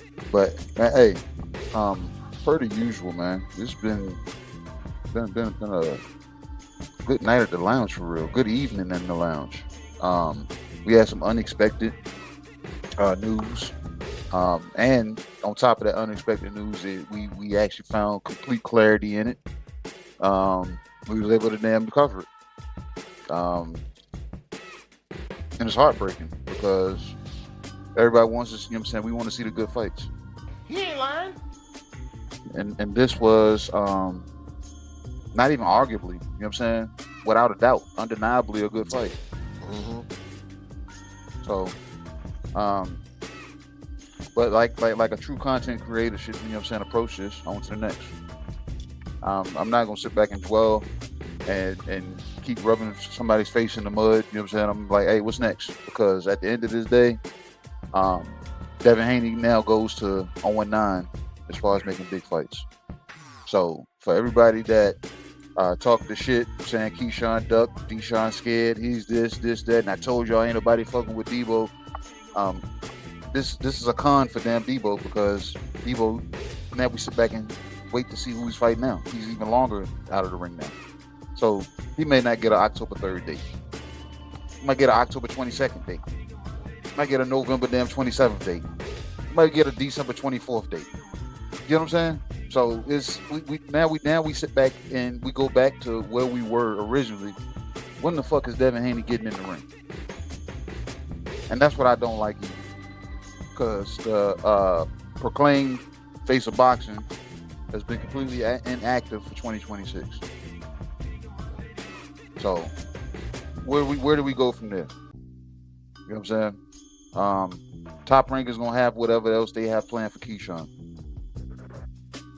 So, but what do we have planned next for BHP? Do we wait for the next WBO's mandatory, or do we go back to looking at this list of fighters of bad motherfuckers that Bill Haney has on there and see who's available? Oh, I don't know. I don't know, but I'm Who here should for be it. next? I don't think nobody else is on the list. Well, take away what you said about Dana White being interested in making Shakur versus Dev. Outside of that, who should be next? It's guys like Rohan Polanco that seems like nobody really wants to fight. There's Jack Catterall, who has a Reggie belt, right? So there is available contenders. There's Brian Norman Jr. That lines up correctly, and I think he's deserving of a rematch. Yeah, he's been more active than Dev. Yeah. So yep, indeed. That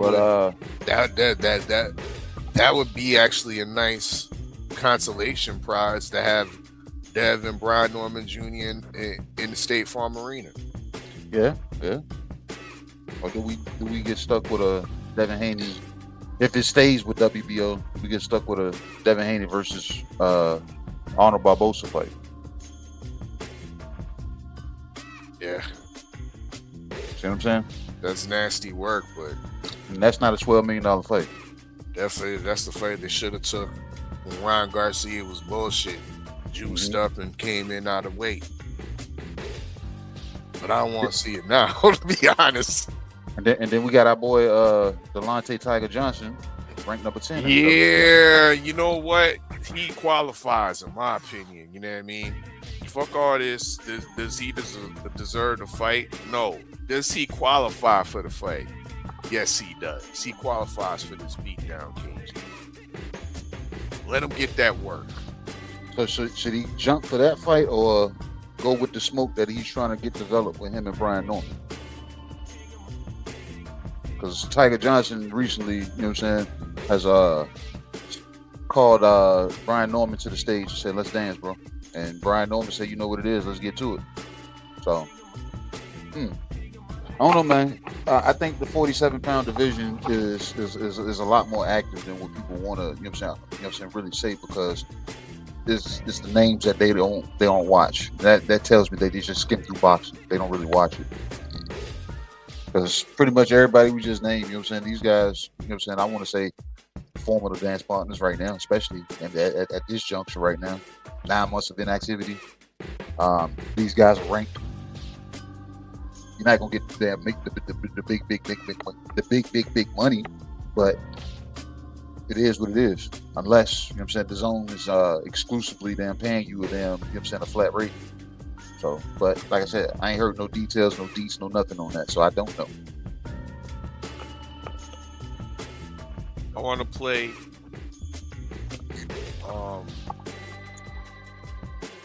promoter, put my promoter hat on, and I would like to see Devin Haney, Tiger Johnson, main event, Brian Norman Jr. on the undercard. Keyshawn Davis froze out for the next year. Sorry, this has to happen because you've disappointed the boxing masses. Not understanding that you're doing this for the culture as well. But you're backing away from your word that you made public time and time again. Time to freeze this nigga out and let some other good brothers get into the limelight and get this work. So I would like to see that proposal in the essence of Top Rank still trying to make something of that October 3rd date. A lot of people were still invested from going down to Atlanta to see Devin Haney and Keyshawn Davis. I know I was. I know I was. That was going to be an international fight. People from all different areas was going to converge to the ATL to watch that fight. Keyshawn fucked it up. But they can still make something of it. Might not be as big, but Dev versus Tiger is definitely interesting. There's some background, of course, with the scuffle that happened in New York. And Brian Norman Jr. gets the winner. Put him in there with some medium food, tune-up fight. Who? Brian Norman Jr. He just had a tune-up. Get another one. So you just saying just give him another tune-up fight? I mean, I said medium food. Who would be medium food right now at 47? Pacquiao? Because he's still ranked. He's still ranked. Pacquiao ain't gonna be on nobody's undercard, though, bro. You right. You medium food. You know what? Medium food would be Blair Cobb. Oh man, where has Black been? Like Blair Cobb needs some work. And then that'd be interesting because even if you know what I'm saying, if Brian Norman is considering going to 54, then he just beat up a Philly fighter.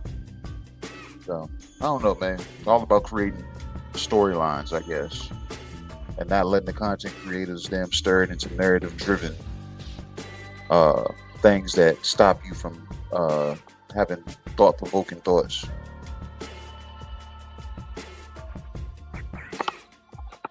What? Staniona's still around. What the fuck has he been at? When was the last time he fought? Probably 4 or 5 months back in Lithuania. Queen said Blair Cobb would be tricky. It'll be tricky for B? I don't think so. Nah. I don't think it'd be tricky for B. Cobb looked pretty on a t-shirt. Yeah.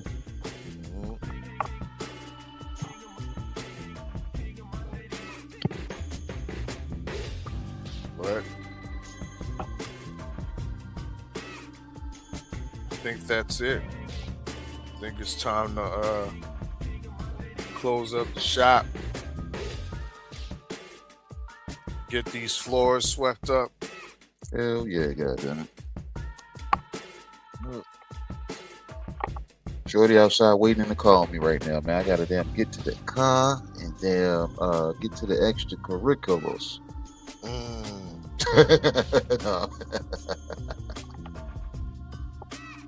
That's what's up. Oh man, but hey, shout out to everybody that pulled up. You know what I'm saying? Everybody that did hit the link, those that thought about hitting the link, those that will hit the link next time. It's been a good one. You know what I'm saying? It's been a pretty good meeting. I know you guys didn't come in and try out the Richmond Punch, maybe because you're not too familiar with it. But August 22nd,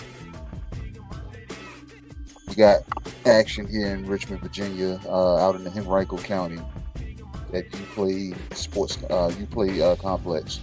Richmond Punch Out, championship-minded promotions, partnered with the US6 and various other sponsors.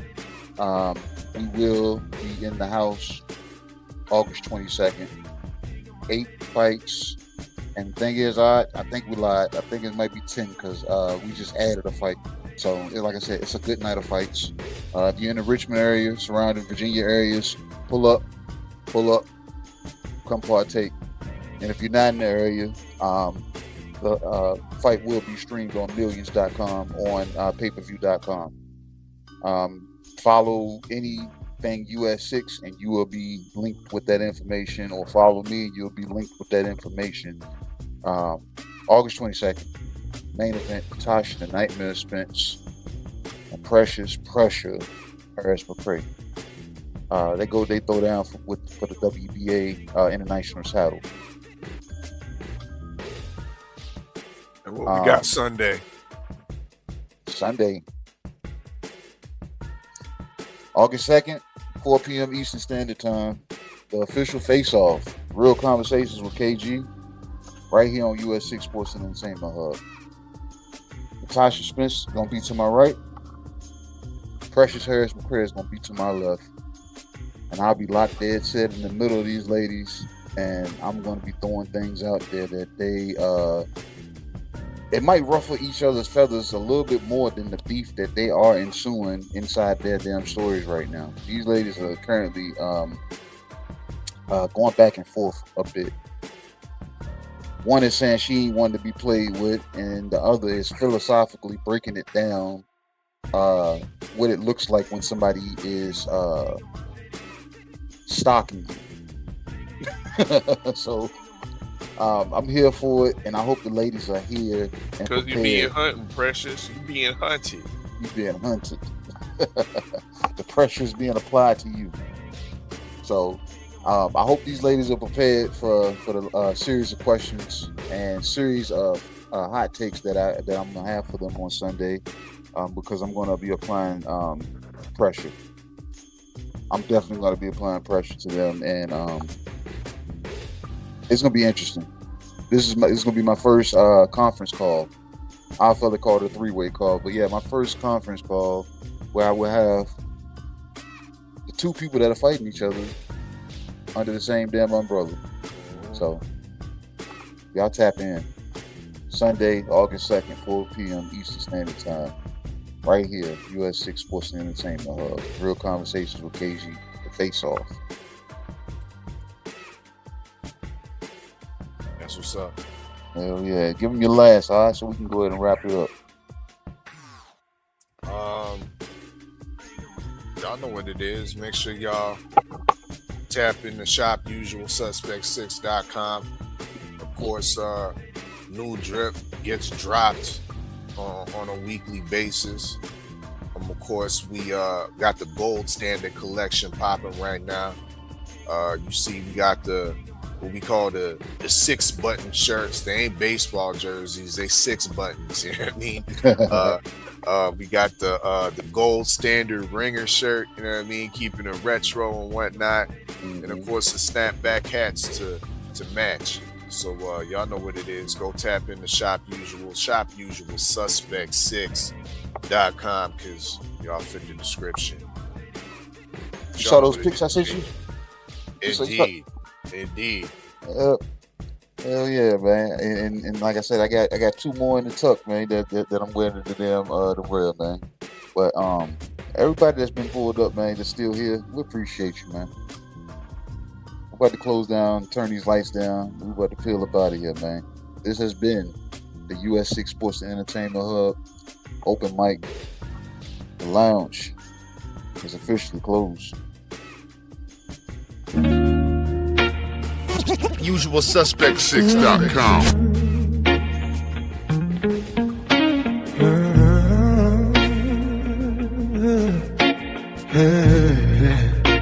Yeah. The good Dr. KG, white coat over all black. Prescription for the truth, they allergic to the contact. Cadillac, red beltway, smoking a dialogue. Chrome voice, street sermon, drag sparks through the catalog. Odd fella, aka Dana Black. Calm mind in the madness, turn the circus to a classic. Make the chaos look practice. Stay ready, mag, what go down with the room still.